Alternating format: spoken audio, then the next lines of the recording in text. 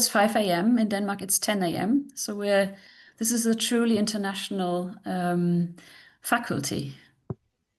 We've started the recording, and I've also started sharing the screen. So perhaps we welcome everyone to this webinar. Absolutely.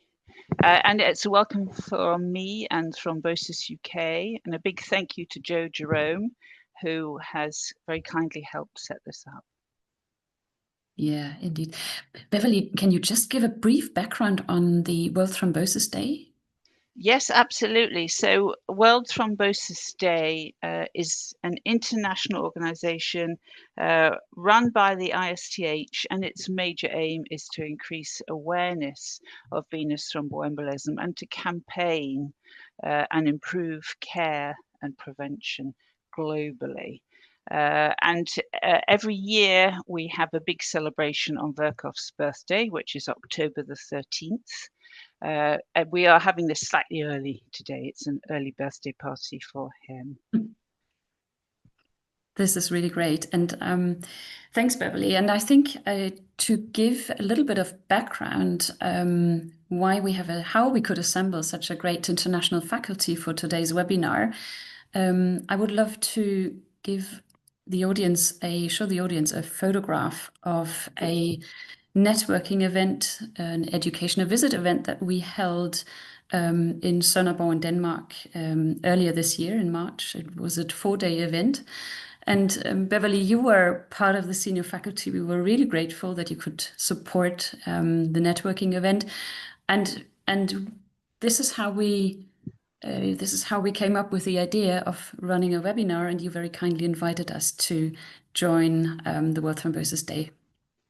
So there were a group of about 12 of us. We were put into groups to do workshops, and we felt really obstetric antiphospholipid syndrome really needs some help, especially refractory. So that's why we're here today. I'm just looking at the slides. Do you think we could put them on a different setting so that we can see the whole slide and not part of it and the next one? On the top, well, that's a very good point. I wonder. On the top, Karen, the second option, you have the Instillinger. No, if you go back just to present. Yes, let me try. Yes, Instillinger, yes. And there you click, and then you have to say something like switch. Good. Yeah. Oh, yes. That's there better, isn't it? There we are. Thank you. Yes, great. So shall we get cracking? Because we've got a lot to say. Let's and we want cracking. enough time at the end so everybody can ask questions. Yes, we will do that. But before we go, just one more thing to say. Please, everyone, mute your microphone. And please use the chat to post questions and comments. And we have a chat master, Professor Savino Sciascia, and he will be picking up the comments as we go along. So after the seminar, you will be, let me just move this a little bit. You will be feeling familiar with the definition of refractory obstetric APS, and you will have a little bit of insight how difficult it actually is to run interventional studies, especially randomized controlled trials in obstetric APS. We will be walking through all the other adjuvant treatments that have been explored in the last many years for the treatment of obstetric APS. And we will be also very happy to welcoming Silvia Aguilera, who's a patient representative, and she will be telling her story. So this is the agenda for today. We will be starting off with the current management of obstetric APS and the definition of refractory APS. We will be talking about risk factors. We will be covering whether it's APS or is it really chromosomal problems. We will be covering all the medications that have been investigated for the treatment of refractory APS, such as Fondaparinux, Hydroxychloroquine, Prednisolone, increasing the dose of low-milk white heparin and aspirin, anti-TNFs and other options. And in the end, we will hear Silvia Aguilera. So antiphospholipid syndrome, I'm sure all of you in the audience know about the syndrome. And what is really interesting is that sometimes I think about, I'm a rheumatologist, so I see antiphospholipid syndrome very often in connection with connective tissue diseases such as lupus, MCTD, or other autoimmune diseases. As if you are a cardiologist, you might see young people with myocardial infarction. Or if you are a vascular medicine specialist, you might be seeing primarily thrombosis. If you're lucky, or if you sit in a very highly specialized center, you may be running an APS clinic, such as Professor Hunt does at St. Thomas's, or Savino Sciascia in Turin. But if you, for example, are an obstetrician, you may primarily see the obstetric morbidity. So it's really a syndrome that can cause a variety of symptoms and clinical manifestations. Just looking at the pregnancy complications, we see recurrent first trimester loss, or second and third trimester losses or complications related to the placenta not working as it should. So this can lead to hypertensive disorders, everything from the spectrum to preeclampsia, severe eclampsia, or even HELP syndrome, and at its worst, it can lead to fetal death.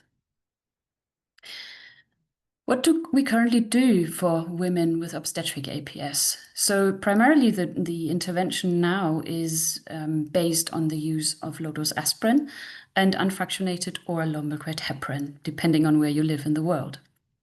And with that management, around 70 to 80% of pregnant women will deliver a baby.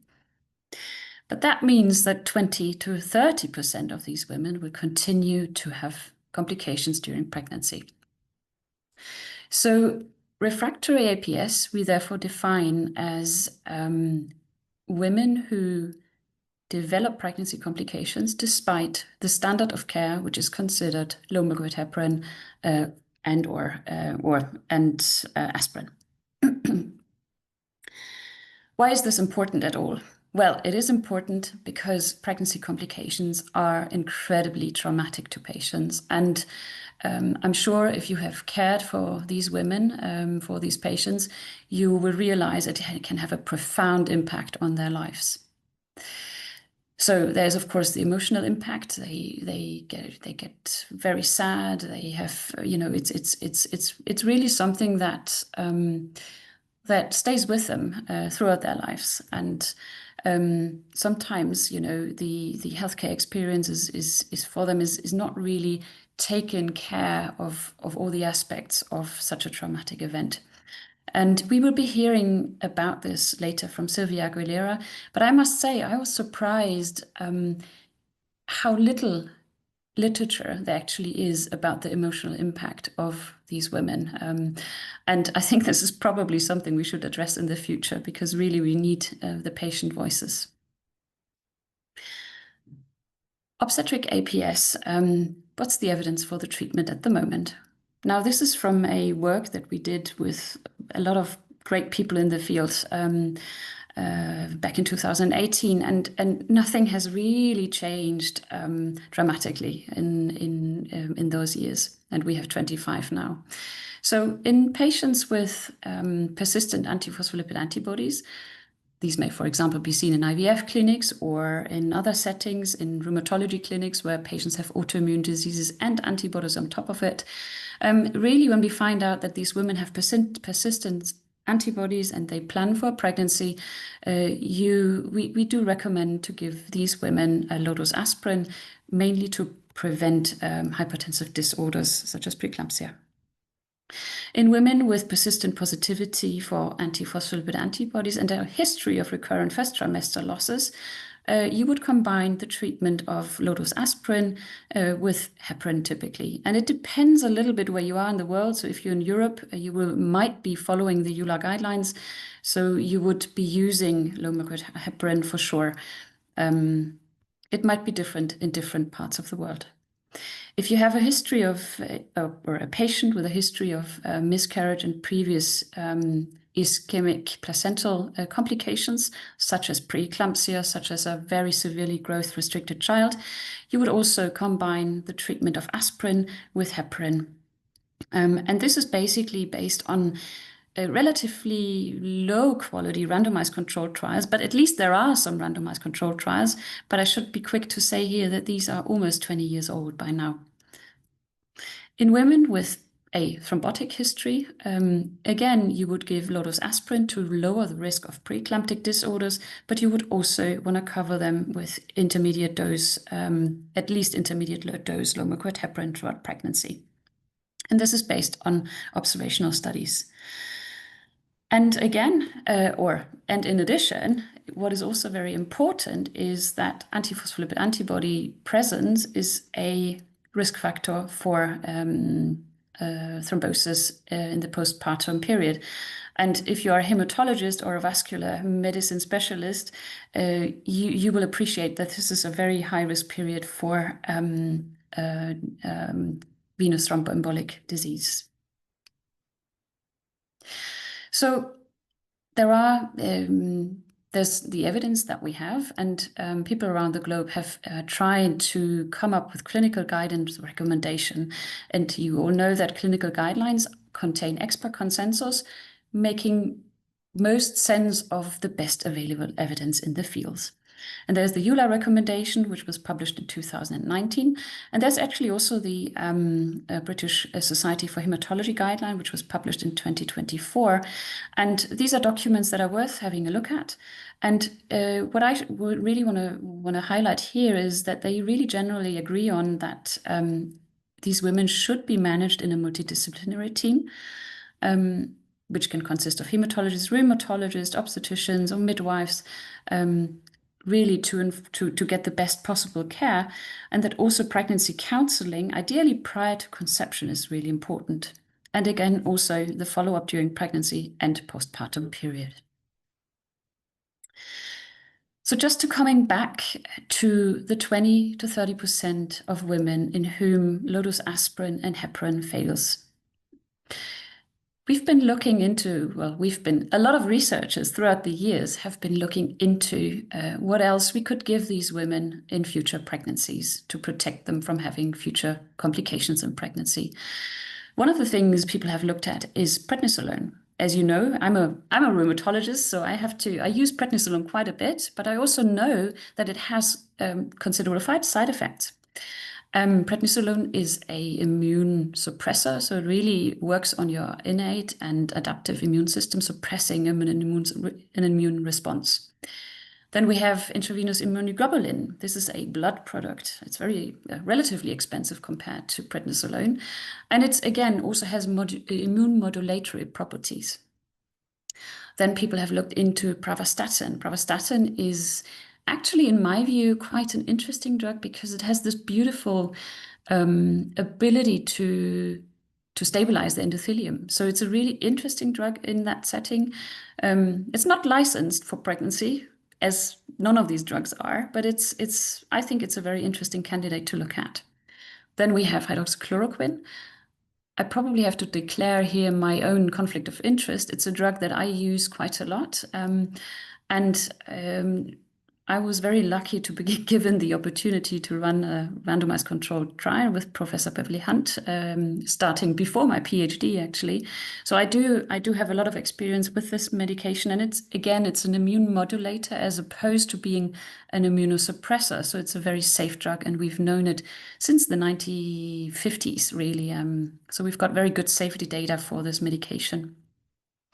Then we have rituximab, belimumab, and certolizumab. These are all biologic agents working on the CD20 or the BLyS receptor on the B cells, or actually on the neutralization of anti-TNF. And we will hear a little bit more about all of these medications as we go along. Because the faculty will be presenting the evidence for these medications. When we look at what's out there in terms of cohort studies or randomized controlled trials of non-aspirin, non-heparinoid treatments in obstetric APS, looking at the pregnancy outcomes, it is actually very little. And I do know that this slide looks very busy, but have a look at the first study was published in 1992, and this is really everything we have so far. So it's really to illustrate how few studies that have been published in the last 20 to 30 years. And if you look at the evidence pyramid, I quite like this illustration because treatment guidelines, the current treatment guidelines we have for obstetric APS are really mainly based on level 3 evidence. So they're the cohort studies, and then they have the randomized controlled trials. But look at this, they are really old. And for the last 20 years, we can say that there has really not been has not been done so much randomized controlled trial activity. And then there are a couple of stars coming up now. You can see there's a star containing a number 8. This was a Japanese study by Kaneko et al. This was actually an open label study on IVIG in patients with refractory obstetric APS, in addition to conventional treatment, which in this population included Ritux and statins. So how can we use this data? I'm not entirely sure. We will be discussing that a bit later. And then there's a second star, and this is actually the IMPACT trial, which was conducted by Ware Branch and Jane Salmon on using certolizumab in refractory obstetric APS. And yes, these are not RCTs. They're open label trials, but at least there is some sort of, we're trying to lift the evidence a little bit up in our evidence pyramid. What are the ongoing trials? Are there any ongoing RCTs in obstetric APS? These are global trial registries. So clinicaltrials.gov, you may know, and then we also have the European Trials Registry, and have a look at that. It's less than a handful. And there's an Egyptian study looking at the use of warfarin, but this is after pregnancy, so they are not looking at specific pregnancy outcomes. There's a Chinese study, and then we have the Hydrops APL study in France, which is ongoing. I know that Arsène Mekinian, the PI, had some troubles getting this study off the ground due to the French regulators. And then there's Hypatia, which is the study that is my baby number 1 and Professor Hunt's baby number 3, maybe. It's a study that we've been designing back in 2012, and it's a study that's currently still recruiting. We will be talking about this in a moment. So why is it so difficult to conduct interventional studies in pregnant women with rare diseases? I can promise you it really is, because there are a lot of barriers for the conduct of clinical trials in rare populations. And we really have to give some credit to the Lancet Rheumatology here, because they invited us for a viewpoint written by clinical trialists to kind of voice all the obstacles, all the barriers that we meet when we conduct intervention. And you can see on the very top, there's lots of, we've kind of, tried to show the barriers, but also come up with solutions. And yes, we've addressed all of these different things. And perhaps if you have a moment on a Saturday morning and you're interested in trials, and you're perhaps even thinking about running a clinical trial, have a look at this paper and let us know what you think. Treatment for obstetric APS beyond aspirin and heparin. Adjuvant therapies mostly are addressed in retrospective cohort studies or observational studies. And we have very few interventional trials and very little randomized controlled trials. And with this, I'm going to hand over to Marit Stockfelt, who will introduce herself and who will be talking about risk factor management. Thank you, Karen. Yes, I'm Marit Stockfelt. I'm a physician and associate professor in rheumatology in Gothenburg, Sweden. And regarding risk factors, this is an area where the evidence is quite scarce and somewhat scattered. But there is one systematic review and meta-analysis who put together the different studies that are specific to obstetric APS. And they show that the most important predictors for adverse pregnancy outcomes were previous thrombosis, double or triple positivity, and positivity for lupus anticoagulant. So these are risk factors that are similar to those of thrombotic APS, and factors that are mainly inherent to the APS disease. And then in addition, there are single studies that have identified potentially modifiable factors, including BMI and maternal age, as factors that could be included in risk stratifications of APS patients planning pregnancy.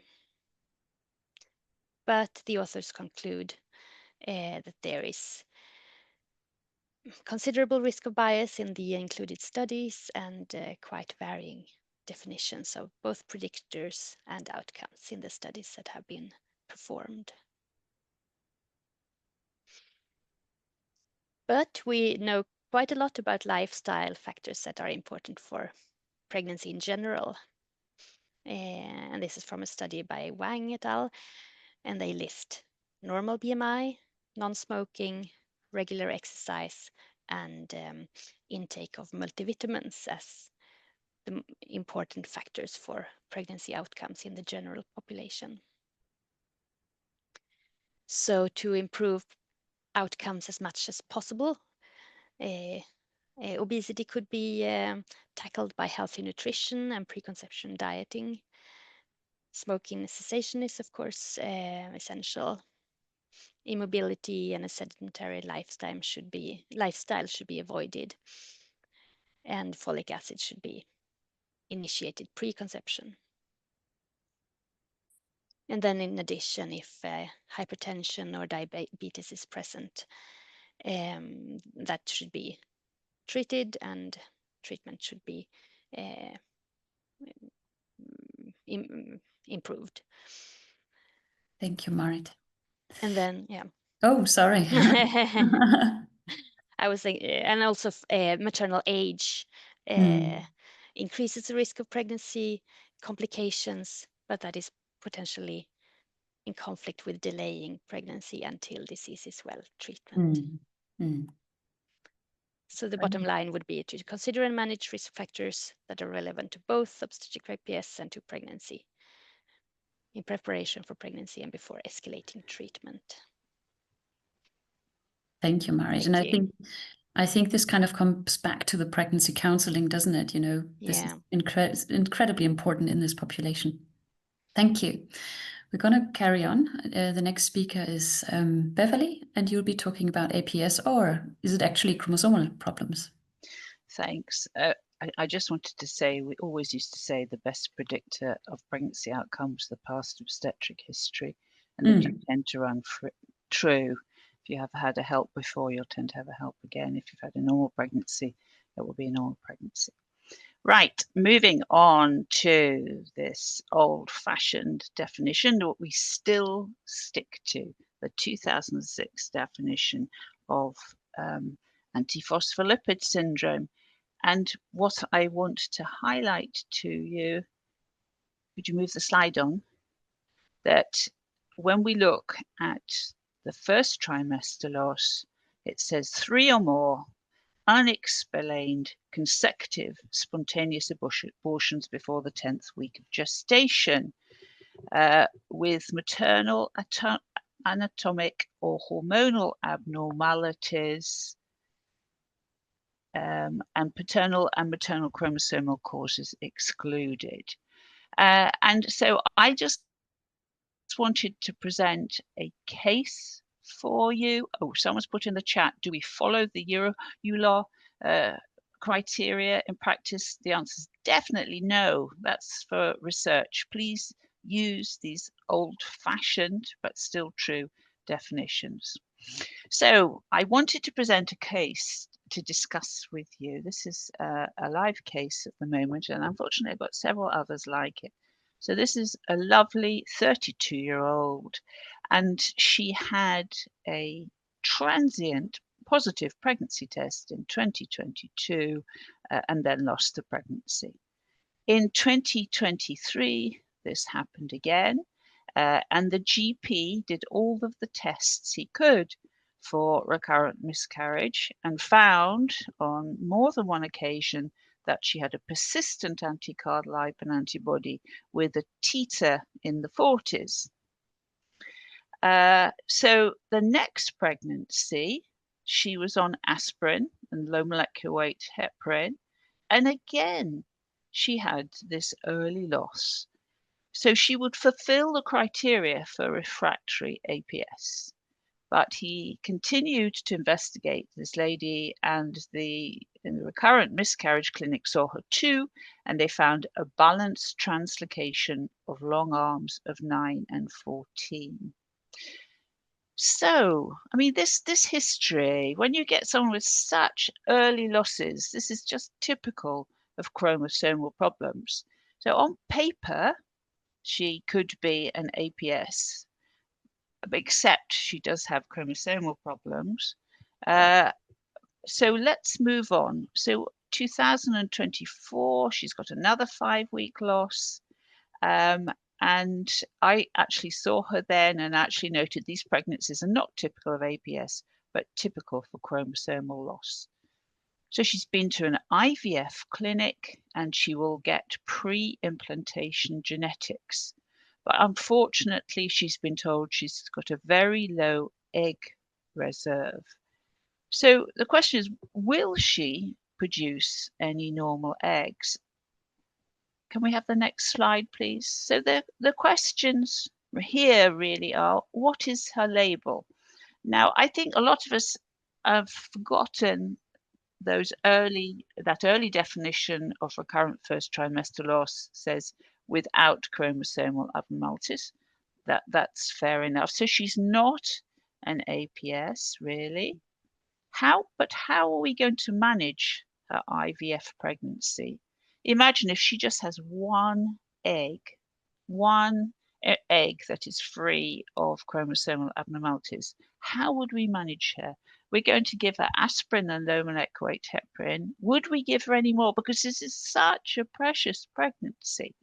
It's a difficult one. I have discussed it with her, and she would like aspirin and low molecular weight heparin and anything else that we might want to give.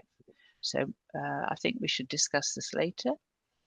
And then the other one is, well, we know that out there she could go and get a donor egg. How would we manage her then? Karen and I have looked at the IVF population and those who have donor eggs. Their outcomes are very similar, different from those who have their own eggs. But again, we would definitely want to give her aspirin and low molecular weight heparin, and would we want to give her more? And those are rather open-ended questions. Does anyone want to comment, or shall I move on? Karen, do you want to comment? Yeah, I would love to. Not that I'm a specialist in genetics, but I think this is what you're highlighting is actually a very important point, which perhaps I might forget sometimes. So I think it's definitely worth, if you have a patient with these very, very early losses, as you mentioned, to think laterally, because is there any other explanation for what the patient is experiencing? And I think it highlights a little bit that perhaps clinicians should not be blinded by the presence of classification criteria. We just, I mean, at the end of the day, classification criteria are there to guide us for research, but that shouldn't make us blind as a physician to see the whole picture. Thank you. Okay. Hey, let's move on. Let's move on. So next I'm going to talk about Fondaparinux. Next slide, please. So we have, as a group, just published our work on Fondaparinux in refractory thrombotic APS. Sorry to do this to you, just to introduce you. So we have found we've had quite a lot of patients who've had recurrent events on warfarin, or they really, really do not want to come to an anticoagulant clinic. They're hopeless at monitoring their diet so that they don't get a stable INR. All sorts of reasons. Anyway, we have been using Fondaparinux, and we have been using it at a dose that gives reasonable levels. We go for a trough and a peak, and our peak is about 1 anti-10A units. So just to remind all those on the call who can't remember Fondaparinux, it's the perfect anticoagulant. So what it is heparin, which is just taken right down to the pentasaccharide that sits on the back of the antithrombin molecule and does all the anticoagulation. And it only, because of its size, has an anti-10A effect. So it's a pure anti-10A agent, no hit, no osteoporosis. It's synthetic and not still derived from a pig as modern heparin is. So it really something that should be used. The reason we don't all use it instead of low molecular weight heparin is it's got a slightly longer half-life of about 17 hours instead of 12. And the manufacturers have positioned it so that it's much more expensive than low molecular weight heparin. It's 5 times the cost, but really is a lovely drug. And actually, when you use it long term, it is cheaper than using full dose low molecular weight heparin. It's about a third of the cost. So it's much more cost effective. Next slide, please. So we find this paper has been published, I think it's in Lupus, and it shows similar rates of bleeding to warfarin. And then the other issue is it seems fairly efficacious in reducing thrombotic events. Pragmatically, we check anti-10A levels once a year, and we also check renal function because it's totally renally excreted. So just to keep an eye on those who might have deteriorating renal function. Next slide, please. The issue with Fondaparinux is it's here. It's a synthetic heparin. Would it be any good in antiphospholipid syndrome? And we already, as a hematologist, I already use it in patients who've got multiple allergies to heparin. And the other situation is if they've had heparin-induced thrombosis and thrombocytopenia. So that would be in any patient outside of pregnancy. We have some anecdotal data, multiple case reports of it being used in pregnancy. And we know that it probably does cross the placenta because there have been some studies looking at umbilical cord anti-10A levels, and they find tiny amounts of anti-10A in the umbilical cord where the mother has had Fondaparinux before delivery. Well, we have, because it hasn't been trialed properly, it's a teeny molecule. Could it be teratogenic? It seems unlikely because it is a molecule that is part of normal human repertoire, but we don't know. And the other concern is, could it have any long-term effects on the fetus? Where we have got to now, the real-world data suggests it may be safe, but we need to be mindful of its longer half-life, though of course in pregnancy the kidneys are working super duper hard, so that may not be such an issue. So I think it's out there, and we should be hopefully trialing it in the future. Thank you, Karen. Thank you, Beverley. If I may just ask out of curiosity, you know, I'm a rheumatologist, so I'm certainly not a specialist in heparins and different types of heparins, but do you know about the availability globally of Fondaparinux? You should have it available to you in your country. You should have For sure we do. Yeah. Ours are working very hard to get us using more. And of course, this study, using it in refractory and thrombotic APS, we are using quite a lot. They're very happy with us. Interesting. And if we can also put another question coming from the audience, is we just mentioned the half-life that's slightly longer. Is this a potential concern when thinking about regional anesthesia and also in line with different recommendations that we might have worldwide? Absolutely. And I think because the kidneys are better in pregnancy, I think each woman would have different times where we need to leave a gap before we use regional anesthesia. The recommendations outside of pregnancy are not to do regional anesthesia in someone on Fondaparinux and to switch them over to something else. But I think that's something one could explore in pregnancy because the kidneys are so much better. So the dose of Fondaparinux, somebody's asking me, it's once a day. It's a nice needle. Some of the needles, the patients don't like this. Once daily injections. The top dose is 7.5 milligrams. Most of our patients are on 5 milligrams. The thromboprophylactic dose is 2.5 milligrams. So very easy to use. Thank you, Prof. Are there any more questions in the chat? There's in the Q&A, Yeah. how often do you do the anti-10A monitoring?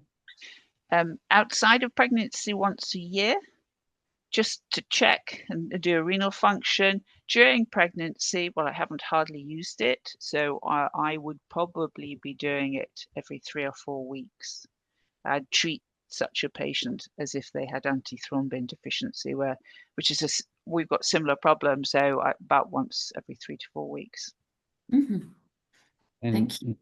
there is one last question from the audience saying, like plain devil advocate, if we can really consider the perfect anticoagulant, taking into account the long half-life and the absence of reversal agent. So is there an absence of a reversal agent? No, there isn't. It is an anti-10A agent, and you could probably, and I know that there are studies of using Adexanet to reverse it. Thank you very much. We're gonna be moving on, if that's okay with you. And the next topic is hydroxychloroquine in obstetric APS, and it will be Marit Stockfelt talking again. Thanks, Marit. Thank you, Karen. So at the rheumatology department where I work, most patients have SLE in addition to their APS. So they would already be treated with hydroxychloroquine unless there are any clear contraindications. And this is a conventional disease-modifying anti-rheumatic drug, which we have been using for a long, long time. And it's given in doses of maximum 400 milligrams per day and maximum 5 milligrams per kilogram per day. One side effect to be aware of is the risk of retinopathy with longer time, which necessitates regular eye exams. And in the recent European EULAR pregnancy guidelines, it's clearly described as a DMARD, which is compatible with pregnancy. And similar statements are made in the American and British guidelines as well. And as for primary obstetric APS, there are 2 systematic reviews that both suggest benefit of hydroxychloroquine in obstetric APS. And first, this one by Hooper et al. From 2023. And they did a systematic review of the literature. And their primary outcome was live birth rate and pregnancy loss. And it was not a meta-analysis, but they thought that the results suggested improved live birth rate and reduced pregnancy loss. And then very recently, Berman et al. Published a meta-analysis of 7 studies, mainly Chinese participants. And they saw significantly improved odds ratios for live birth and reduced odds ratios for obstetric complications. And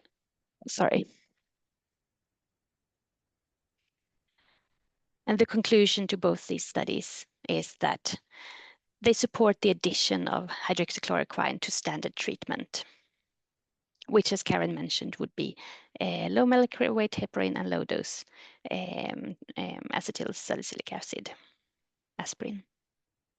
But there are many issues with the studies, and they are mostly retrospective, and hydroxychloroquine is often used as an alternative treatment and not on top of standard treatment. So, sorry, could you back just one slide?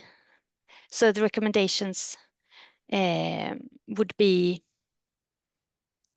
from the EULAR to in patients with Refractory Obstetric APS with recurrent pregnancy complications despite combination treatment, addition of hydroxychloroquine may be considered.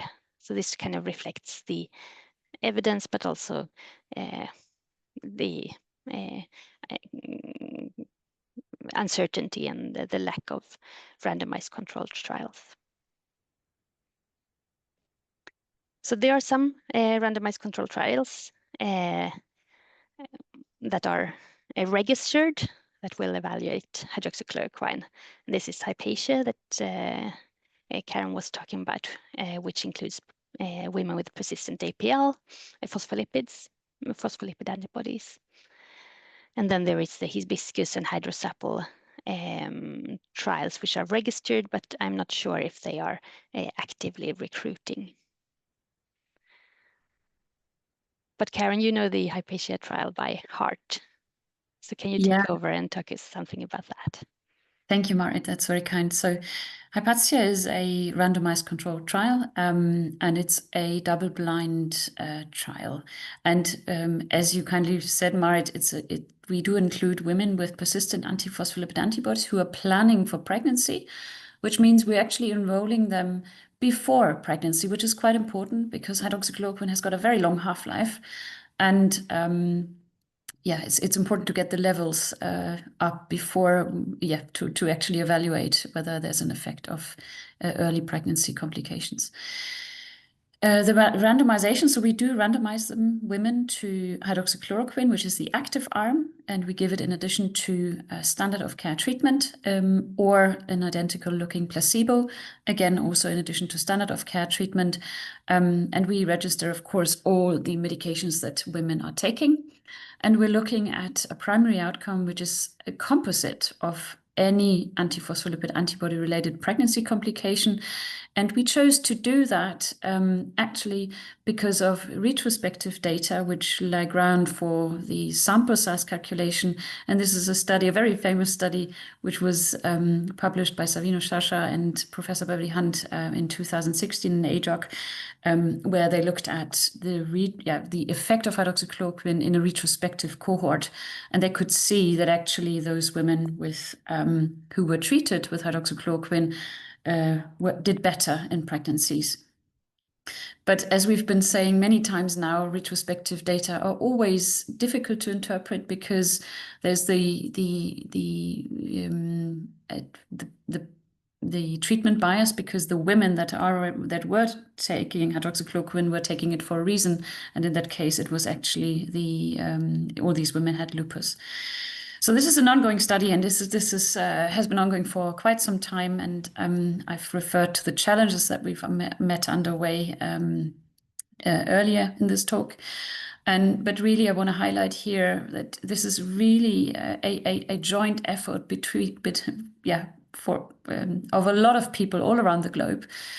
We started the study off where Beverley, you were the CI in the UK. And still are the clinical investigator in the chief CI in the UK, but we had to move the study out of the UK into Europe, going through a sponsor change, major bureaucratic hurdle. But you can see here there are a lot of people all around the world involved in this, and we're very grateful for the help to making this happen. Let's move on to Savino, Sciascia. Oops, I'm so sorry. No, Karen, before moving to the next, there is a question about side effect of hydroxychloroquine. Especially thinking about liver effect, transaminitis. May I answer, or Marit, shall we jointly answer? Go ahead. Yeah. So, I'm a rheumatologist. So for me, hydroxychloroquine is really a bread and butter drug. I use it all the time, and the amount of time that I've seen transaminitis, it's extremely rare. It's a DMARD. It's classified as a DMARD, but actually it's not an immunosuppressant. It's an immune modulator, and the the British guideline, in the British guideline, we don't even recommend DMARD blood sampling for monitoring of the drug. So it's really a very safe drug to use. That's the short message. Yeah, I agree. I haven't seen it either, and we don't measure any blood tests for these patients. We saw it in COVID, didn't we? So yeah. there was a big trial of 800 milligrams of hydroxychloroquine for COVID, and that gave cardiac arrhythmias and transaminitis. But of course, we're using 200 milligrams, so we just don't see those side effects. Yeah, exactly. And some patients, when you start them on hydroxychloroquine, they experience a little bit of nausea in the first week, but that usually goes over.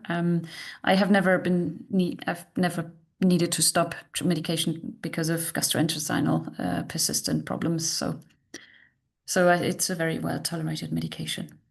And still thinking about side effects, there is another question about retinal screening on hydroxychloroquine. Yeah, so retinal screening is recommended, especially if you have, if you have high-risk patients for retinal toxicity, and this includes tamoxifen use, and it also includes patients with reduced renal function. But in healthy women, young people, usually if you use the dose under 5 milligrams per kilo, the first screening would be recommended after 5 years of use. And that's based on the Royal College of Ophthalmologists in the UK. But then the rate rises quite steeply. So we see about 7.5% of people who are on long-term hydroxychloroquine developing retinopathy. So they should really be having at least annual OCTs. That's correct. Yeah. Are there any more questions, Savi? There is one. So, and again, like taking the results of the retrospective study seems so promising. Why we don't go directly to triple, low molecular weight heparin, aspirin, and hydroxychloroquine from now without waiting for Asya? Again, playing David advocate in the audience. Can I? May I? Yes, please. Because if you look at those trials, having been a lupus doctor as well, we use hydroxychloroquine in the women who tend to have mild lupus. And so they might have better pregnancy outcomes. So just because you're using hydroxychloroquine and they have a better outcome, you actually have to look at the other aspects of those women. So that's why we need to do a prospective trial. It may just be those women were going to have better outcomes anyway. Thanks. And thanks, Prof. One very last question about hydroxychloroquine and antiphospholipid antibodies titers. Any effect? No. Not in my experience either. Grand. Great. Let's move on. Prednisolone, the next medication that also has been looked at in patients with refractory obstetric APS. Savi. So thank you and hi everyone. True a pleasure to share with some colleagues and friends and to you all about such an important topic that is still something that bothers us in clinics because we still don't know really what to do in a collective knowledge. And I think this is what we are trying to build up today together. And when thinking about collective knowledge, probably prednisone is the best drug because for everyone working in autoimmunity, as I do, this is how I probably define myself, working in autoimmunity between nephrology and rheumatology in Northwest Italy, University of Torino. I think that, as Karen was saying, we will put in the rheumatology world hydroxychloroquine for every patient, and probably in autoimmunity, we can at least think about steroids in every patient. But to be frank, in this very setting, we have to start with disclaimer. Steroids in general are not recommended as a baseline standard of care for the management of women with APS during pregnancy. There is a lot of confusion, especially in center not coming from experience in this setting in which being APS considered an autoimmune disease, steroids are often put into the equation in order to modulate the immune system. So first disclaimer, as a standard of care, we don't use steroids. But and this goes to the second slide here, we are not talking about standard of care, but we are talking about those refractory cases in which already heparin and aspirin had failed, and we want to offer to these women something more. And when thinking about something more and steroids, again comes the experience of the St. Thomas group. Many of us has been the privilege to be trained there under the wings of Professor Hunt. And this is exactly the experience that I want to share, because when thinking and echoing what Karen was saying, lots of the evidence that we are trying to share with you all are very limited and basically comes from probably 1 or 2 studies. And this is what we want to dissect with you all today in order to be honest. This is what we have. We can always do better, but these are the reason on the data on which we base our everyday practice in such a case. Thinking about prednisolone, this study, again, from the St. Thomas's group, dates back to 2011, with the idea that adding very low dose of steroids, 10 milligram per day until the 14 weeks might improve the outcome on women like those we are talking about today, with refractory APS and a history of pregnancy loss. The population is small, but we know that we all have this kind of patient, and those are tricky. 18 women with confirmed IPL positivity, at least 1 pregnancy loss despite the use of aspirin and heparin. And as I mentioned, the intervention is prednisolone 10 milligram daily from positive pregnancy test up to 12 weeks. Long time to collect those data, observational, historical, with self-control, which means compare to the previous experience. Next slide. A little bit of the baseline of this cohort, 36 years old as an average. Total previous loss 93, which means median 4 for each woman. So these are the women that we are talking about in this webinar, and people with already bad pregnancy history. The live births before prednisolone was very low, and many of those women suffer for losses beyond the 4 weeks. So indeed, a cohort of very refractory APS population. This slide is very busy, but just a reminder for those of you who wants to have more details, they are very nicely detailed in the Blood paper. Next one.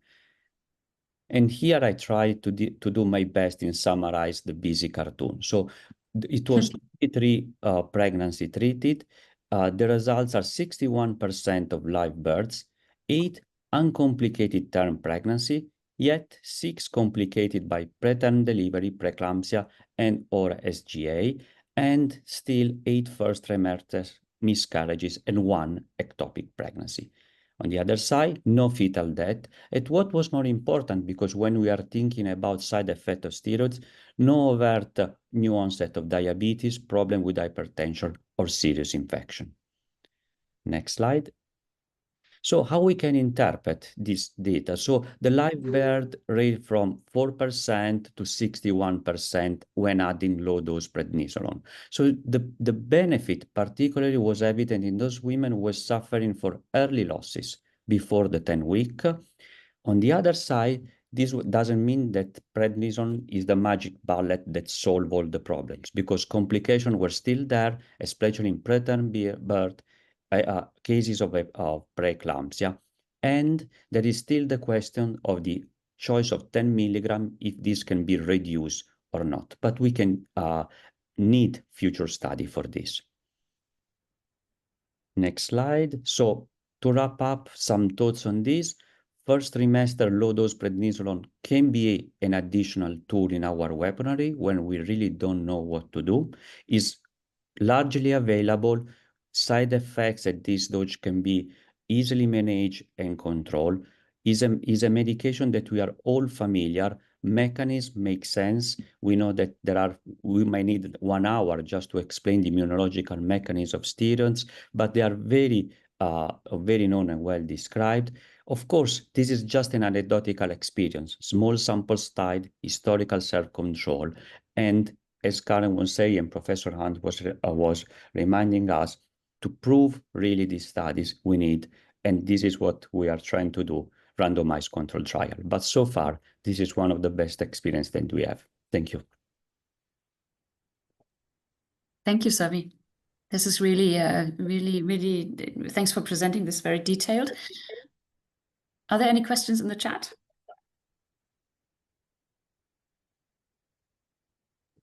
There is one regarding the stratification on laboratory parameter, and I can take this one. So I think that is different. It's important to consider that APL profile is different when thinking about thrombotic and obstetric APS. We know that in thrombotic, higher the titer, higher the number positivity, higher the risk. When thinking about pregnancy, even low titer of APL positivity can still make the difference. There is immunological mechanism there. We know that the placenta is full of beta-2 when developing, so there is an excess of antigen ready to be binded by the antibody. So even tiny bit of antibodies can make a difference.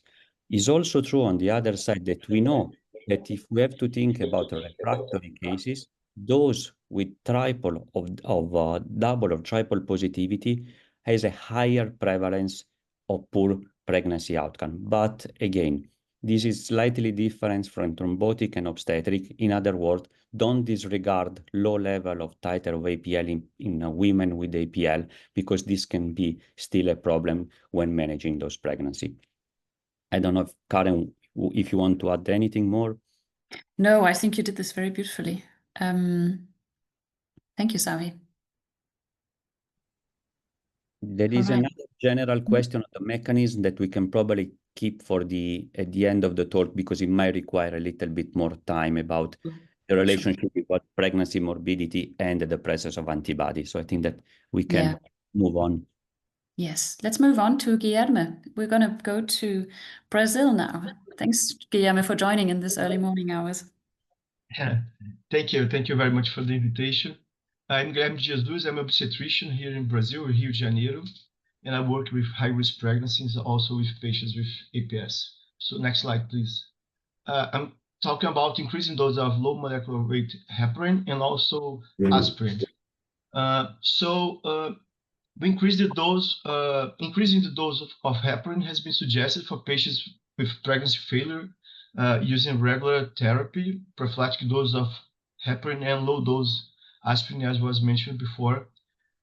Just remember, prophylactic doses, low molecular weight heparin, 0.5 milligrams every kilogram once a day. Usually we use 40 milligrams of heparin, low molecular weight heparin. So it was suggested that we could increase the dose for intermediate dose, 1 milligram for every kilogram once a day, or therapeutic dose that we usually save for patients with thrombotic APS. Just to start, there's no randomized controlled trials on this setting or prospective studies regarding this. So yes, next please. So we have two studies from the same group from Italy, and they are not exactly for refractory obstetric APS. This first one from 2011, they increased the dose as the pregnancy was progressing, as maternal weight was increasing. So they were increasing doses, and they had very good results, with 97% of patients delivering between 29 and 41 weeks, mean of 37 weeks. Just one 8-week spontaneous abortion, and all the patients were using low dose aspirin. So they were just increasing dose. There was no comparing group, and then the patients were not exactly for refractory obstetric APS. Next one, please.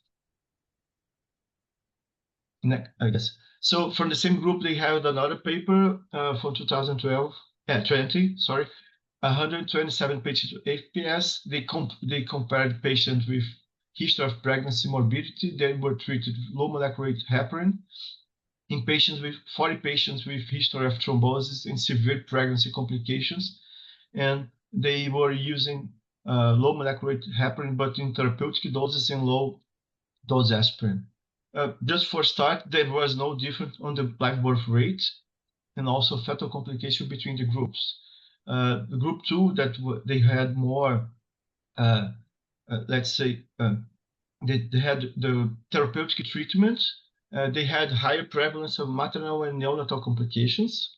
But as 8 patients, but 6 patients had more increased treatment with plasma exchange, IVIG, therapeutic, low molecular weight heparin. Oh, sorry.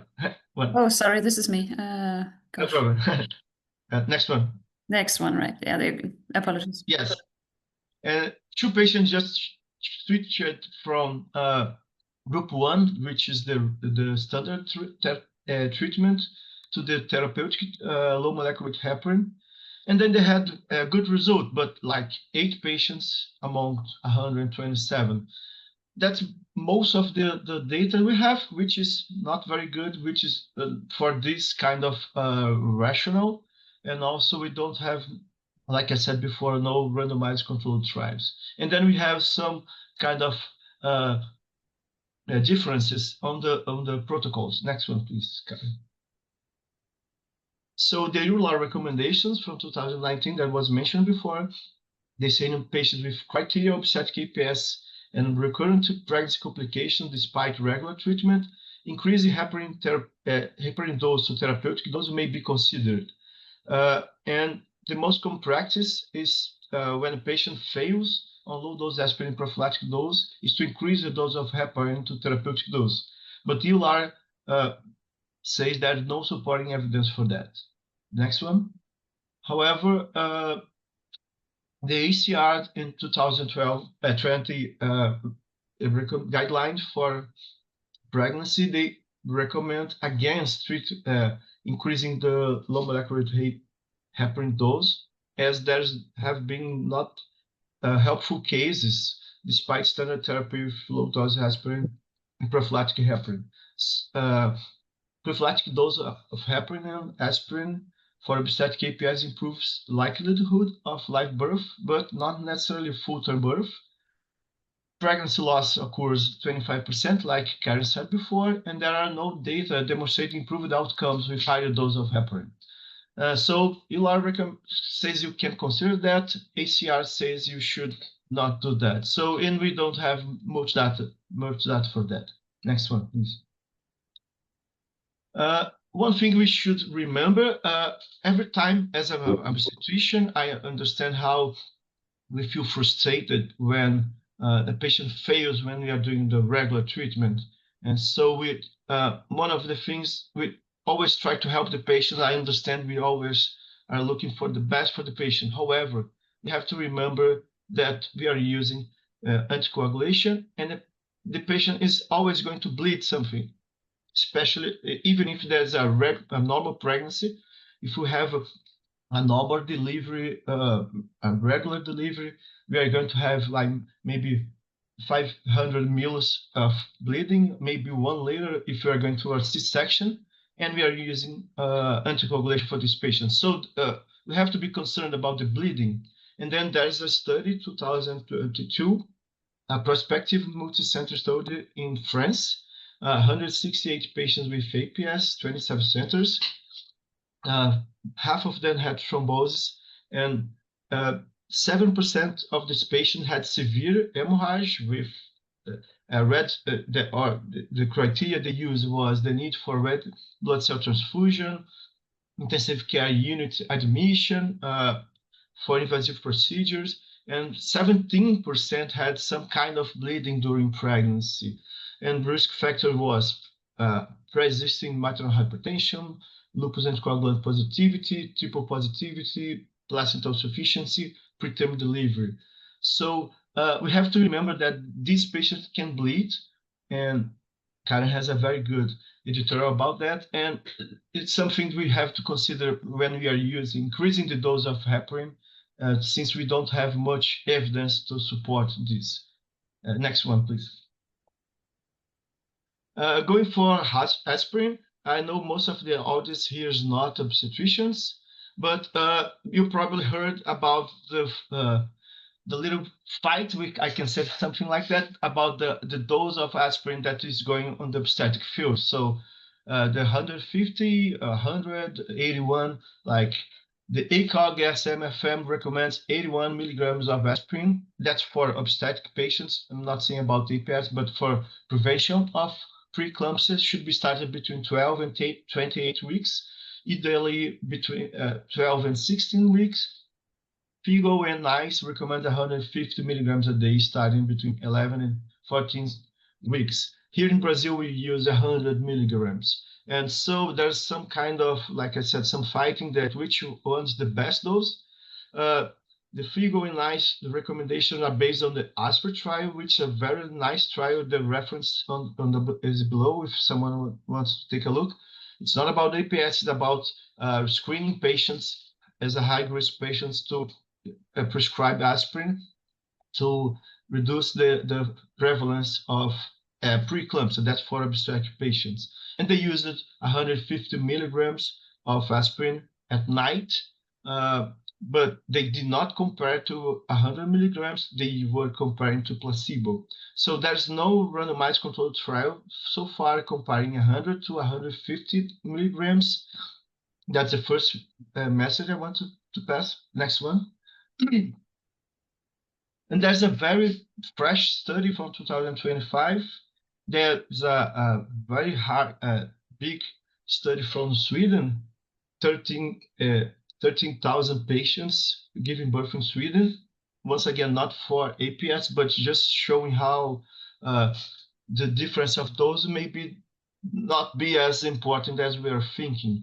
They were comparing the risk of preeclampsia and bleeding complications, comparing patients that was prescribed 150 to 160 milligrams, because some people just get that 81 milligram dose and just duplicate that. That's why there's 160. So 1/3 were using this higher dose, 2/3 were using 75 milligrams, and the risk of preeclampsia was similar. There was no difference. That's a very fresh study. And just for the record, there was no difference in postpartum hemorrhage. So once again, there's some kind of talking about the dose of aspirin. Every meeting we go, everybody keeps talking about that, but the message here doesn't seem to be that important. It seems to be similar, the dose. And then there's no bleeding, increase in risk of bleeding. However, there's also no increased benefits when we go to higher dose of aspirin. I think that's it. Next one, please. Thank you, Guilherme. This is really great. I wonder, is this a randomized controlled trial? Not really. No, just retrospective. Okay, thank you. But that's the best evidence we have. Yes, thank you. Are there any questions from the audience? There are some comments saying that in some experience, increasing the dose, and it is the group from Barcelona, increasing the dose of low molecular weight heparin in non-thrombotic obstetric APS has not a deep impact on the outcome. And a reminder, like only the ASPRE trial show a benefit in using 150 milligram daily. So this just to add some further thoughts on what Guilherme just shared with us. Yeah, I agree. Thank you. Thank you. In that case, let's move on to anti-TNF therapy. And this is Asya Germe from Turkey, who will be... Asya, do you want to introduce yourself? Yes, thank you, Karen. I'm Asya Germe. I'm working as a rheumatologist at Şanlıurfa Training and Research Hospital in Turkey. Could you go to the next slide, please? Yes, for sure. In a marine model, antiphospholipid antibodies were demonstrated to bind to decidual tissue in the placenta and resulting in complement activation and subsequently increasing TNF-alpha levels. Next slide, please.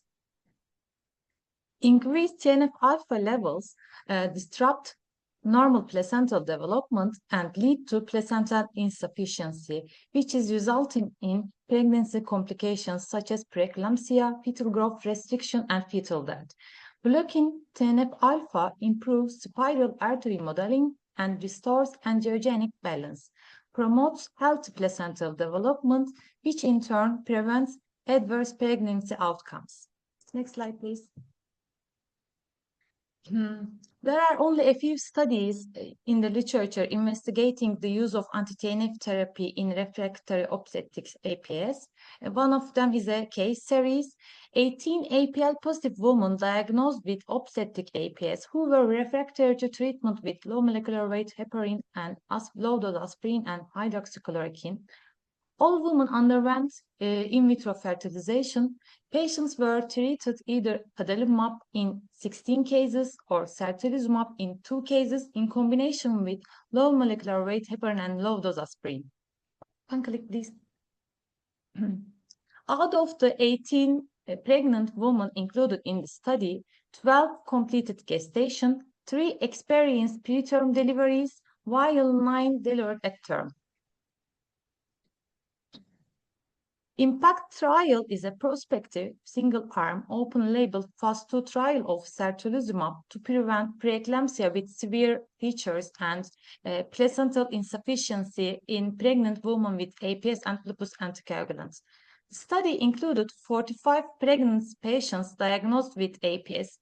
According to revised support criteria, the patients were between 18 and 40 years of age, tested positive for lupus anticoagulants. Can click, please. All patients were administered certolizumab from gestational week 8 to 28. Certolizumab was initiated with a dose of 400 mg at day 0, week 2, week 4, and followed by maintenance dose of 200 mg every other week, and added to low-dose aspirin and low molecular weight heparin regimen. Primary adverse pregnancy outcomes were fetal death at or beyond 10 weeks of gestation, preeclampsia with severe features, placental insufficiency requiring delivery before 34 weeks of gestation. The adverse pregnancy outcome rate was 44% among patients who were eligible for IMPACT. In PROMISE study, the historical adverse pregnancy outcome rate was 69% in IMPACT patients who were treated with standard care. Primary adverse pregnancy outcome occurred in 20% of the patients compared with 40% in historical controls. The median gestational age at delivery was 36.5 weeks. The neonatal survival rate at discharge was 93%. As a result, certolizumab met predefined efficacy criteria. Adding certolizumab to standard regimen may improve pregnancy outcomes in APS. Thank you. Thank you, Asya. Are there any questions about certolizumab?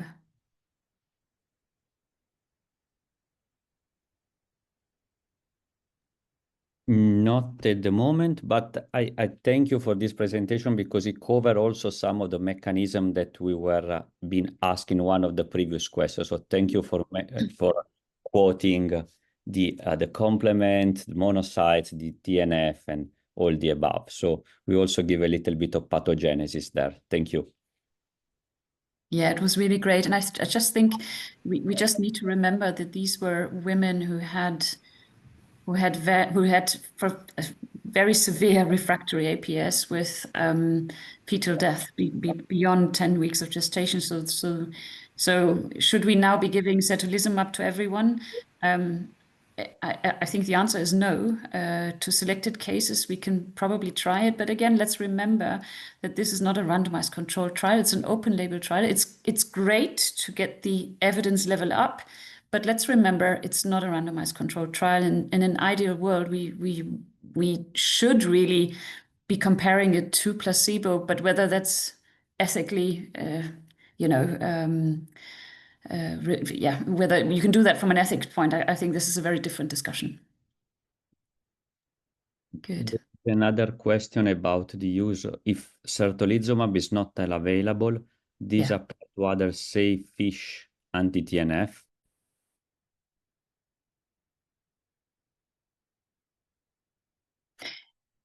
Yeah, so I mean, Savia, anti-TNF therapy in general is considered safe, compatible with pregnancy, periconception, during pregnancy, and also breastfeeding. So it's an important point you're making. Thank you. Any more comments from the faculty or the audience? Otherwise, I think we can move on. Right, we're going to move on to Dina, Zucchi and Isabell Haase. If you would love to introduce yourself, please. Yes, thank you, Karen. Good morning to everyone.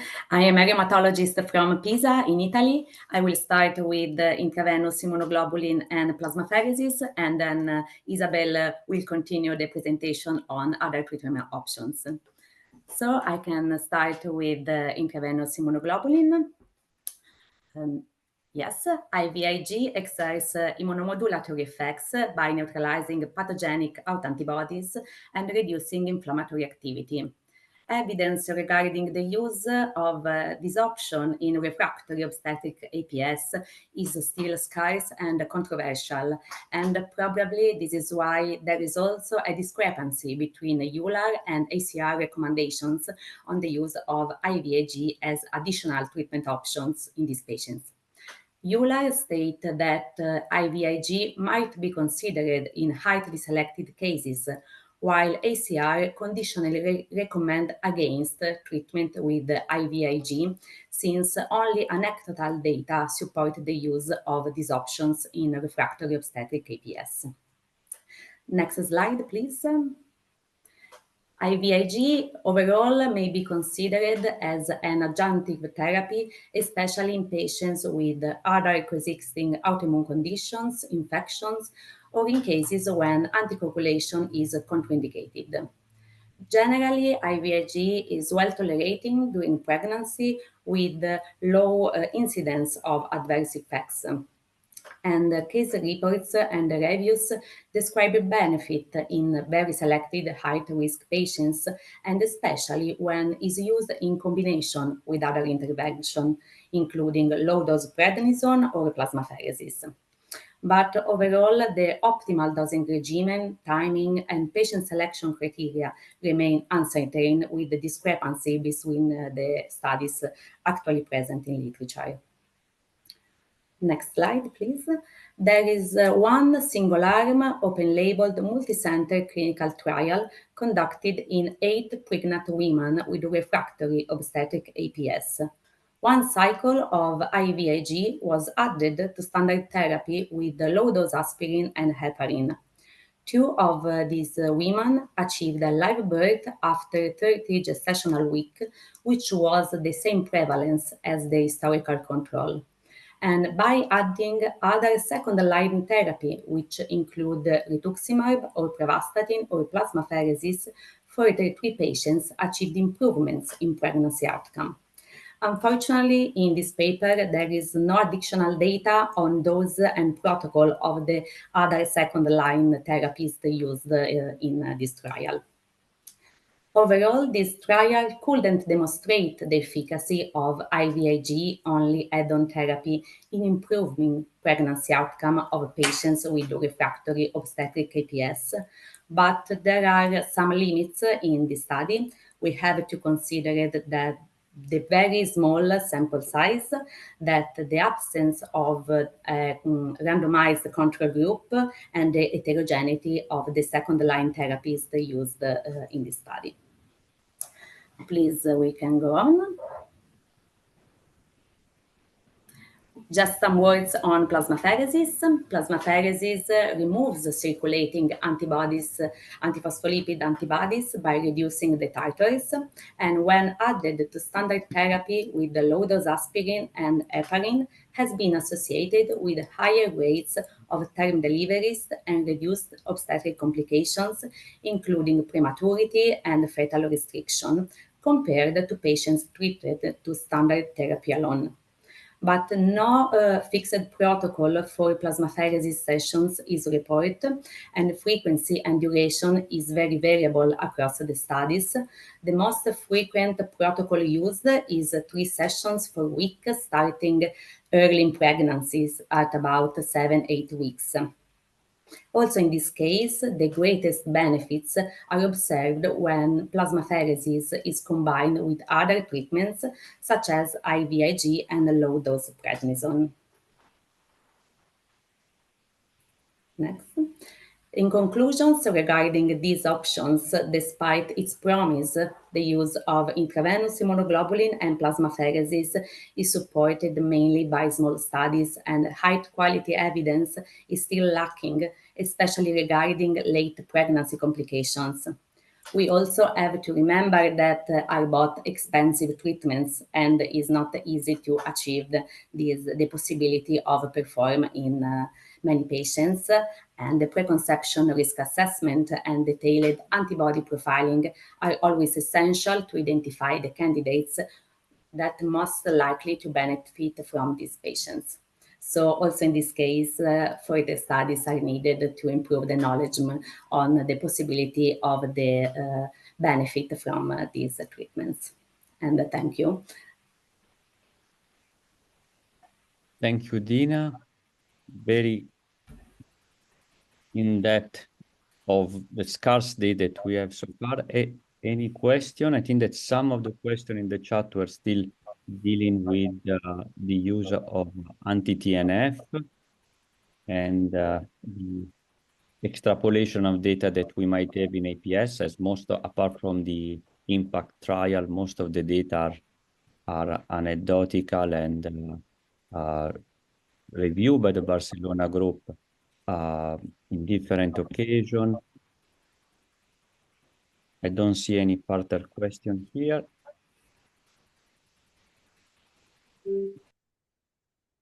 Right. We can move. Thanks, Karen. Thank you so much. Thank you so much, Asya. Thank you so much, Savi. Right, let's move to rituximab, eculizumab.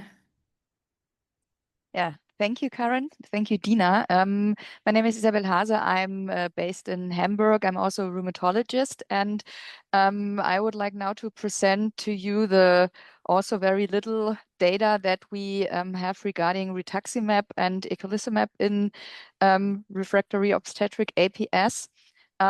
First of all, maybe all of you are aware of this, but this should shortly, briefly present to you again the different areas or levels of pathology, how APS is working, and then we might take a closer look at these two modes of action where our two substances might intervene.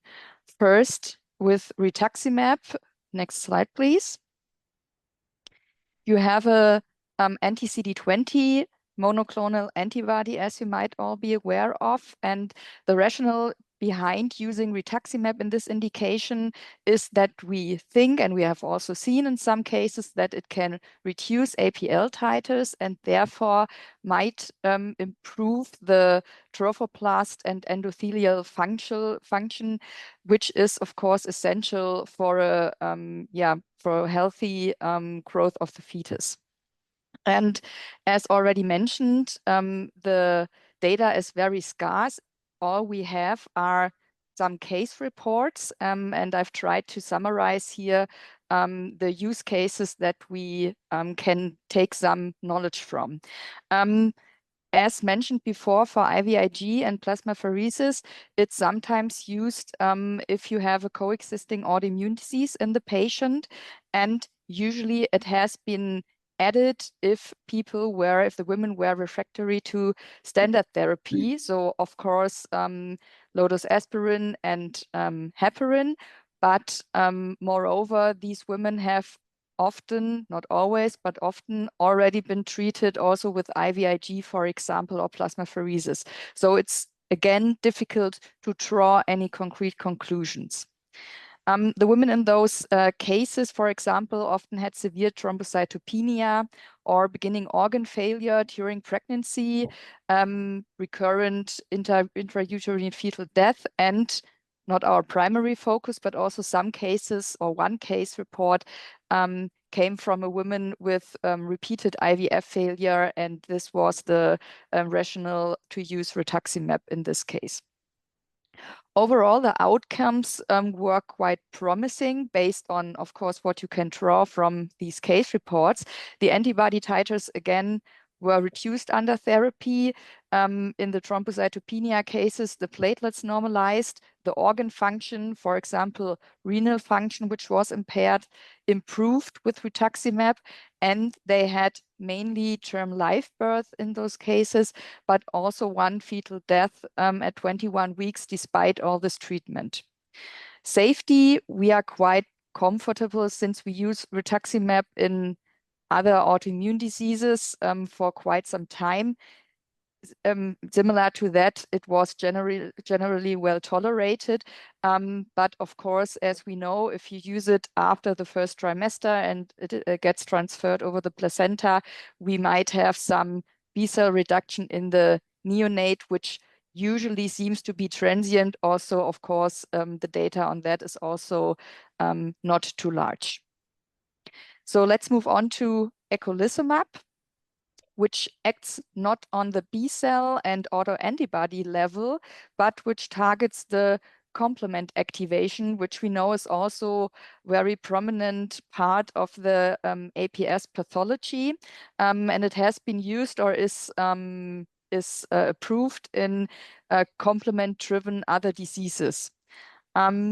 It targets or is an anti-CD5 antibody. And as I mentioned, since we know this is also an important pathway, if we block this, the hope is to stop the APS pathology from moving on. Again, similar to rituximab, all we have are some case reports. And moreover, here they are mainly stem from catastrophic antiphospholipid syndrome during pregnancy. Of course, there is also data outside pregnancy, but that's rather not so much useful for our talk today. So I concentrated on what we find in pregnancy and postpartum. So again, it has been added, has been used as an add-on to standard of care. As you can see, the same medications that we have talked about earlier were often given before eculizumab has been added.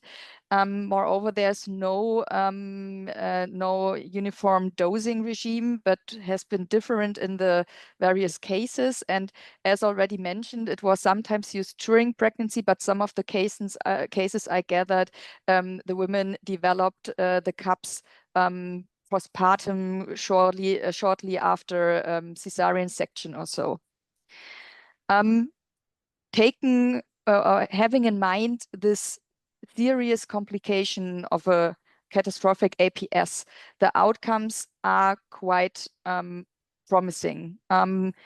We have seen, or the cases have reported mostly a recovery of the complement activity, and in line with that, a rapid clinical recovery of the mother, and again, improvement of organ functions which have been impaired before.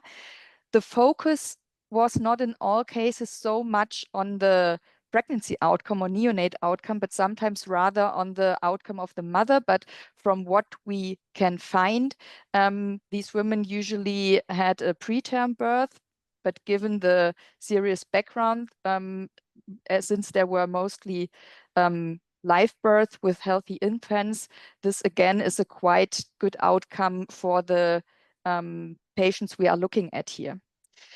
No adverse events were reported, no infections. Next slide, please. Since we know that especially Neisseria meningitidis can be a problem, nothing like that has been reported here. But of course, we usually would like our people vaccinated, but in an emergency situation, this may not be possible. And one case, interestingly, also measured the blood level of the infant and found minimal placental transfer. And maybe just to shortly mention, as I said, this is used in other complement-driven diseases, which also tend to flare during pregnancy sometimes, like PNH. And so we also have some maybe safety data from those cases which are not APS. Similar to the plasmapheresis and maybe also IVIG topic, I guess somebody also have to keep the costs in mind for this medication.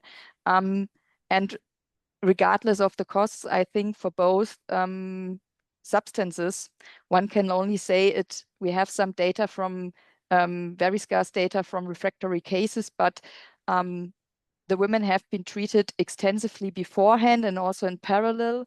So we can't really draw any good conclusions from that. But of course, those mechanisms will be interesting to look at in future studies, because maybe they can really have a great impact on those complications in our patients.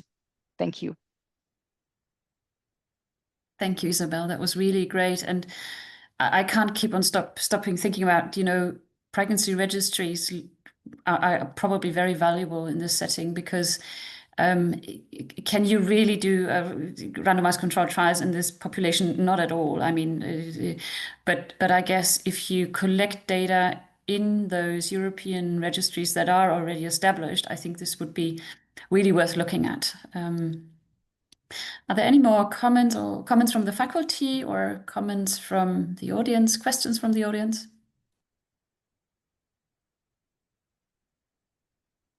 There is a question from Gerardo Espinosa saying, what about treatment of refractory non-criteria obstetric APS, especially in specific clinical scenarios such as recurrent implantation failure? In the last year, this number of this group of women has increased exponentially in clinic. I was thinking of GSSF, intralipid, just some thoughts.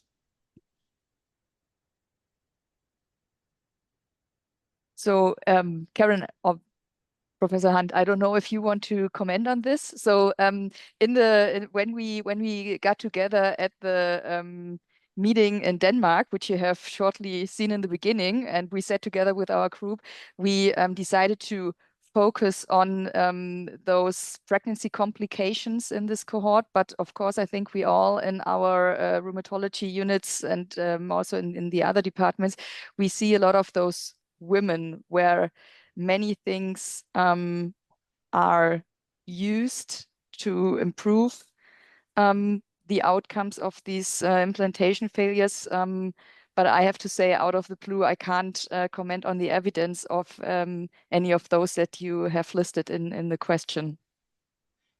From my perspective, I don't consider recurrent implantation failure to be a feature of antiphospholipid syndrome. There isn't clear data that associates APL with this.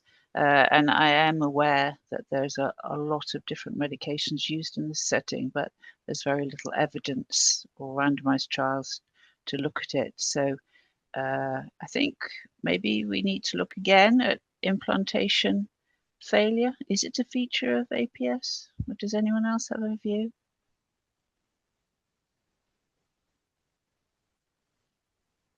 Okay, so that's a big question.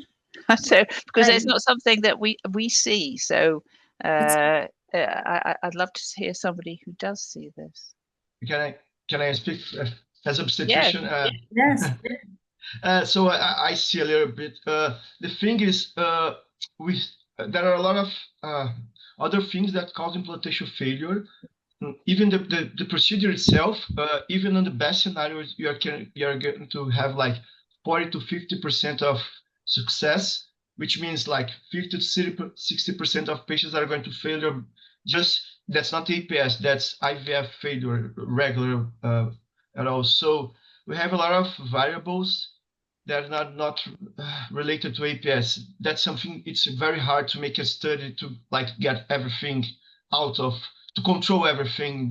That's going to be hard. And for now, intralipid and other things, they have no evidence that they help. And even for treating patients with APS for IVF context, it doesn't improve the outcomes for the IVF itself or for the pregnancy result itself.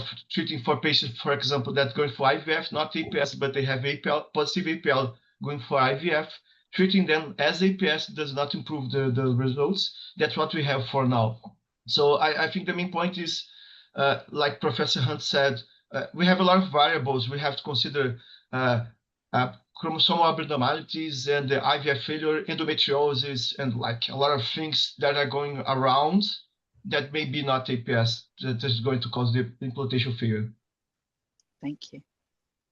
Thank you, Guido. Yeah, man, this was great to hear from an obstetrician. Very kind. Thank you. I think I'm going to move on now to the summary slide.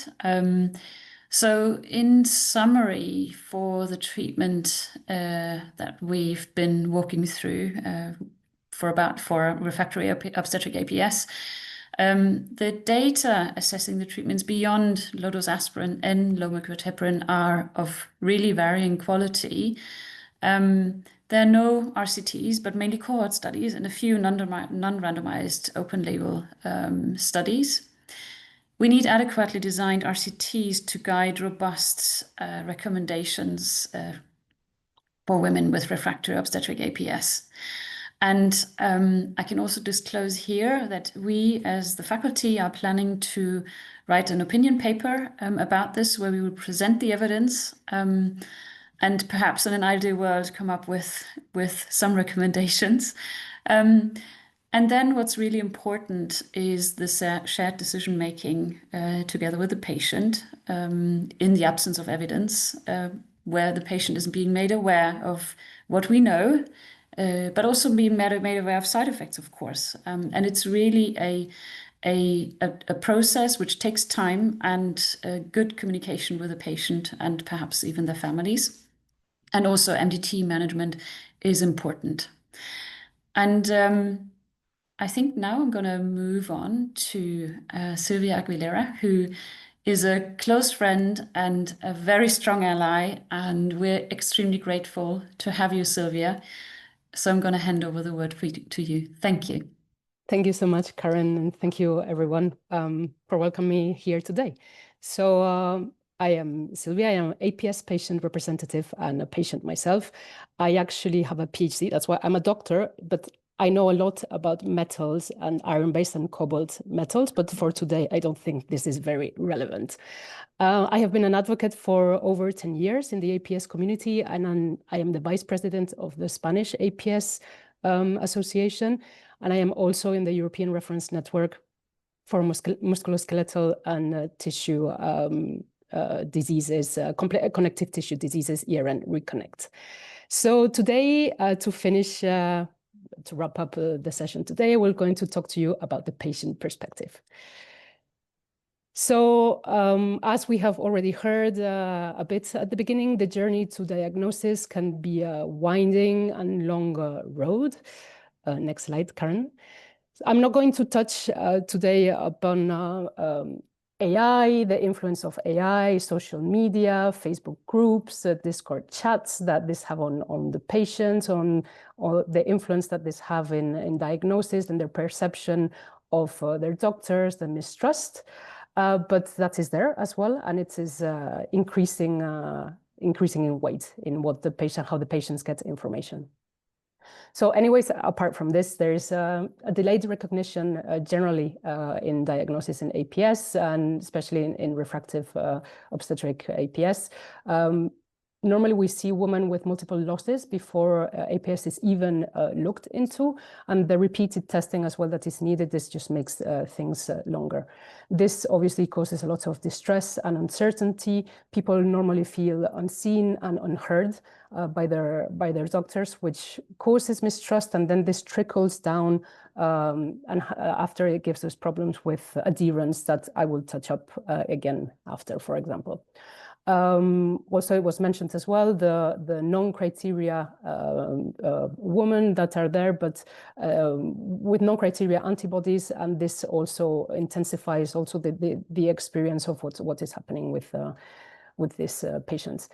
There was also the changing classification criteria. This was mentioned at the very beginning, which has had a very interesting effect on some patients that have come, for example, to the Spanish APS Association saying, oh, my doctor said that there's been a change in the criteria of APS, and he says, I don't have APS anymore. So classification criteria, as it has been said today, is not for diagnosis, it is for research. And this, although we don't have anything else, and some doctors rely on that. It is very important that this is not the case. Next slide, Karen. Now it was correct, yeah. So thank you. Now, so the emotional toll of pregnancy loss. I put here a bit of references because there's actually some quite recent studies on this. Nothing unexpected. High psychological morbidity, repeated pregnancy losses is obviously a very anxiogenic and stressful situation. Very complicated emotions, grief, guilt. Trauma, this persists. So this, especially with refractory, this happens over and over again, and this just makes the ball just bigger and bigger, with the burden being just very big every time that there's a miscarriage. There's also the partner strain, so we do not have to forget that normally when we see the patients in the clinic, there's people next to her or behind her, even if we don't see it. And we have to also think about what is happening in that strain, as this will also be a potential source of anxiety and problems. And also there's some few challenges that I will touch upon after. Next slide, Karen, please. There is also, apart from grief, a large sense of guilt that my body is failing me. This we hear very often. This is a very, very big burden to have. It's also mourning the fact that a woman will never have a normal pregnancy. And this is increase now with, for example, what I was telling you before about social media and the idealized experience of what a pregnancy is and what people would like to see during pregnancy. And as you know, social media shows us only the positive and the dream aspect of every situation. So actually we hear women telling us, I am a failure. And when there's not a good support system around them, this can be a very, very big burden. So apart from this, there's also the treatment burden and the hope fatigue. So at some point, we see some women just thinking about giving up, trying to have children. Obviously, we all know we all start thinking about having children much later in life, and then everything has to be rushed, and then things don't go well, and then there's this fatigue of hope that this will never happen. There's the trial and errors that we have heard today. There's a lot of possibilities, just to give an example, the aspirin dose that can changes sometimes. And when patients get together and they share the treatments that they're having, how much aspirin are you taking? And when they hear different doses, this shocks many patients, and they start asking questions and they don't understand. And then this, again, trickles down to trust and adherence. So just to touch up a bit on adherence, because Bethan asked the question. So the adherence is basically depends very much on the perception that the patient has on safety of the drug, but also on the trust that they have with their doctor. Also, if they have been taking the drug before, so for example, lupus patients that have been on hydroxychloroquine for a very long time, they will not stop taking hydroxychloroquine during pregnancy. But, and I'm very happy that Dina is here, because Dina did a very nice prospective study in 2024 of adherence to medication on autoimmune disease patients. And Dina found that almost 30% of patients were non-adherent. There is also a very nice study, although it's a bit old, from 2016 from Hayden, where they looked at aspirin for high-risk pregnancies, and they saw that between 20 and 46% of patients were non-adherent. But this is, general pregnant population. I think refractory obstetric APS patients are a subpopulation of these patients that stakes are higher. Personally, the patients I've been in contact with refractory obstetric APS are adherent because they know what the stakes are. But this would be a very nice survey to run through patients, a very nice study. There could be, I see a publication opportunity here to see what the cases, adherences in refractory obstetric APS patients are. So Patients, they need transparency, discussions with evidence strength. I mean, you can talk to your patient about publications, about what you know, about what we don't know, about side effects, about what are the plan if the current plan fails. And this, as Karen said before, shared decision-making in a language that the patient understands is crucial to have the patient on board and with us. It's useless if you give your patient aspirin and then the patient goes home and looks on Facebook and goes, I've seen that there's a risk of bleeding. I will not take the aspirin. I don't think I need it. This is not, and then they lie to you. And of course, they tell you that they are taking the aspirin.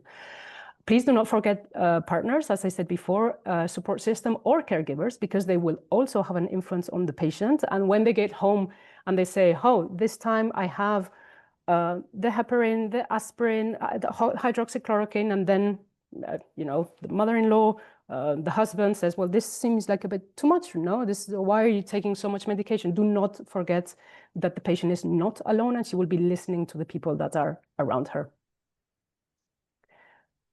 Click, Karen, just because this is a very important note. Yes, if you have nurses or midwives in your team or the multidisciplinary team that you know that is going to see the patient, there are very, very good points of contact for patients when they are hesitating about taking the medication, or if you don't have time when you see the patient and after they go out and the nurse is there. Nurses are one of our biggest allies in supporting our refractory OAPS patients.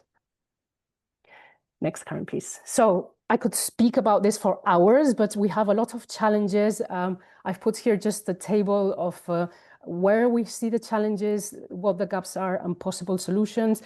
For me, one of the things that are a bit the key is when we have multidisciplinary care, for example, and we see this very often, it's sometimes informal and fragmented, and the person that is coordinating all of this is the patient itself. And this is another burden that we put on the patient because we're just seeing specialists, doctors. I have my hematologist, my angiologist as well is intervening. And then no one talks to each other. And it's the patient saying, my hematologist told me this, but I'm not very sure. What do you think? And the information is not coordinated and it's a mess. So this, please, if you have this happening and you have a team behind of your patient, it would be very good if there would be a coordinated message and care behind. Next slide, Karen. Yeah, I'm not sure I can move this slide. Oh my. There we go. Great. So I'm not going to leave you with all the problems and the challenges. I'm going to give you as well a bit of a pinpoint where we can address this. So I think it's very important, especially if you've never seen the patient and you haven't treated the patient before, to take a few, maybe even visits to understand the patient, what their background is, where they come from, what their support system is, and if they're going to be coming to the consultations, and if, what they think about the current situation, just to know where you have to put your efforts in. Because if you have the patient on board and the patient you think will be taking the medication, but then she says, well, my husband doesn't really believe in medicine, then we have a bit of a problem. As I said before, identify who is in the care team and try and liaise to avoid this, the patient becoming the care coordinator. And of course, as always, especially with refractory OAPS, mental health is a key point that we should address, at least to ask how it's going and if there's a referral possible to do this for the patient. Next, I think there's a click, Karen, before, yeah.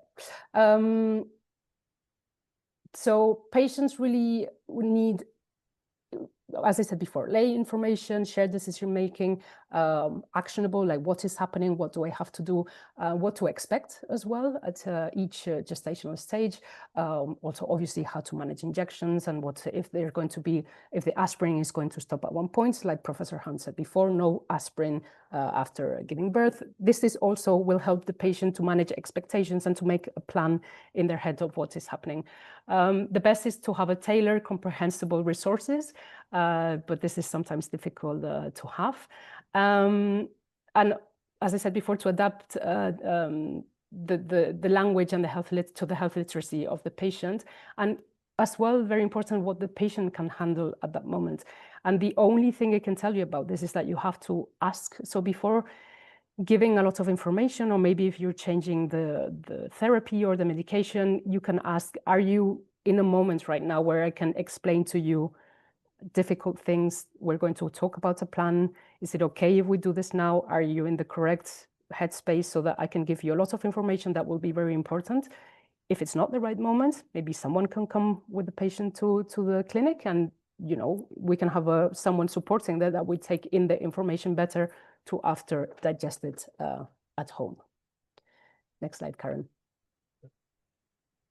So take-home messages, what I think is important for you to remember. So understanding the cultural background and support system of the patient for me is crucial, that you know where the patient comes from, who is behind, who will be influencing her taking or not the medicine, who will be reminding the patient to take the medicine and supporting them. Adapt the communication and information, involve your nurses and midwives if you can to support. Trust is key, especially, as I said, with fragmented care. Please try and identify a point of contact in case of questions or problems. Do not let the patient be their own coordinator of care.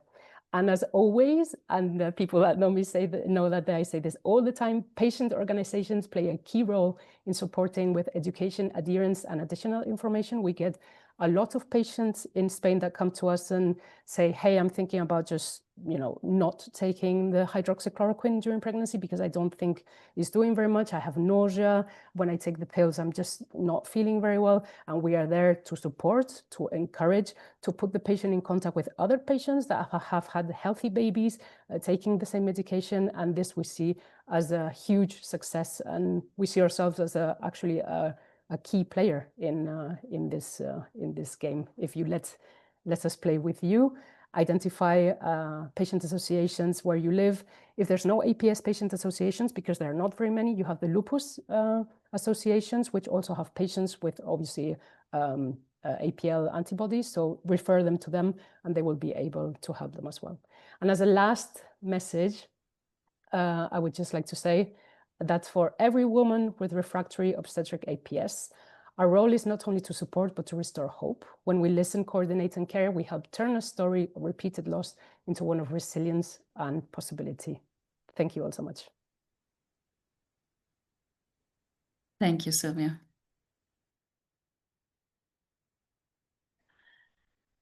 This was, it's always very powerful to hear you, I must say, because you remind us as clinicians that, we can, as clinicians or researchers, we often get very easily sidetracked by expertise, and by communicating the knowledge and by really, engaging with the patients. I mean, it's the most important thing. So thank you for your wise words. Thank you, Karen. And can I pick up on it too? Because one of the ways of communicating and managing patients, we haven't really talked about taking women through pregnancy, is to have preconceptual counselling.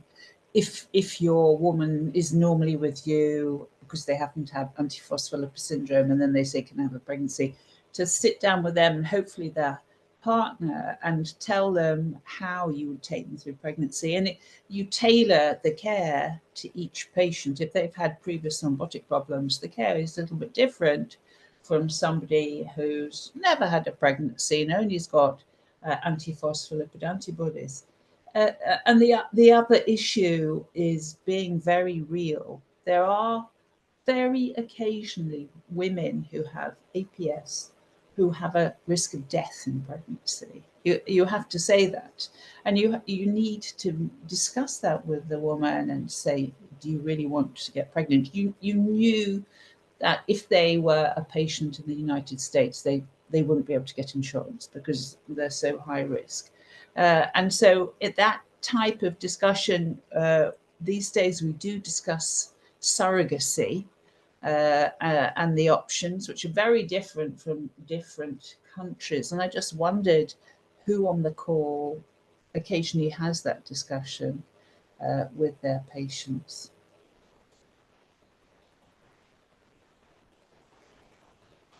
And there's Will, another Brit. Yes, quite a bit. Because, you know, you have to think about the woman's mortality as well. And when you have that discussion, I always write a letter, because what you hear and what you read will bring home the message one hopes in people who have got very strong powers of denial. So at least you, as a doctor, you've said it and you've popped it in a letter. Thank you. Lots of comments. Yeah.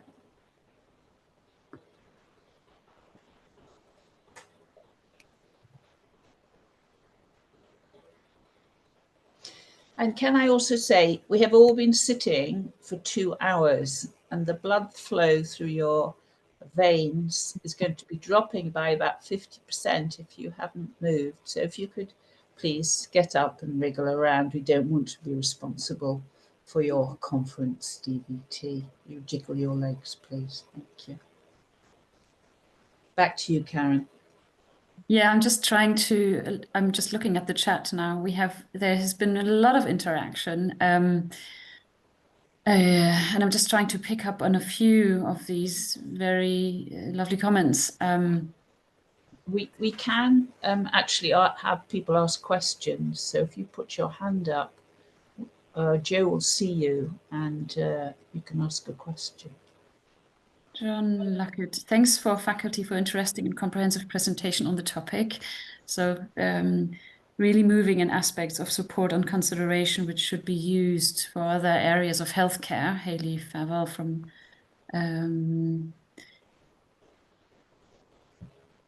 There's a question in the Q&A. Any role of bone marrow transplant in refractory OAPS?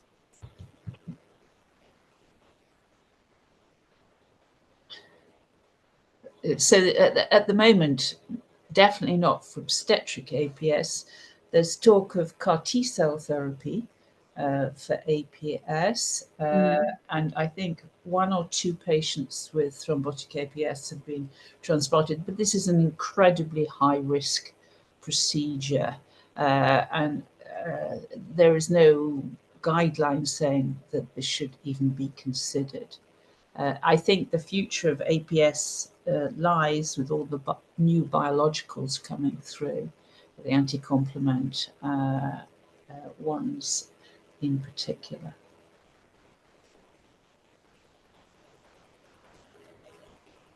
Yeah, and it would be lovely to have randomized controlled trials. A huge task. So this is a great question from Louis. And in high-risk APL and patients with a first pregnancy, should we treat them with the full pack? So if they've had previous thrombotic events, it's easy. Yes, you'll treat them with continuous low molecular weight heparin through the pregnancy and aspirin. And that if it's their first pregnancy and they're young and you've got no idea of their obstetric risk, I always have that discussion with the patient, and usually we just give them aspirin. If it's an IVF pregnancy, we would give aspirin and low molecular weight heparin. If they're in their early 40s and they've got very few chances of a successful pregnancy, again, we'd give aspirin and low molecular weight heparin, the standard of care. Would anyone else want to give them more than that?